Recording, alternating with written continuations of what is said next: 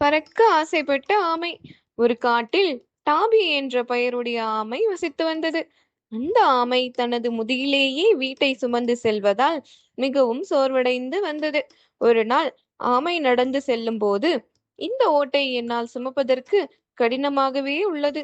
ஆகவே நான் நடந்து செல்லாமல் பறந்து செல்லத் துவங்கினால் மிகவும் சுலபமாகவும் என்னால் நான் நினைத்த இடத்திற்கும் வேகமாகவும் செல்ல முடியும்.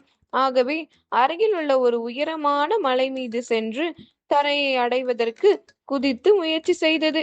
பறக்க ஏதுவாகவில்லை என வருந்தி பல முயற்சி செய்து தோல்வியுற்றது. அப்போது அந்த ஆமை எடி என்ற கழுகு வானத்தில் பறந்து செல்வதை பார்த்தது.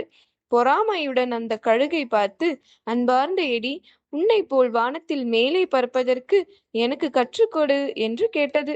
இந்த தவறான விருப்பத்தை கேட்ட எடி சிரித்தபடியே பறந்து சென்று விட்டது.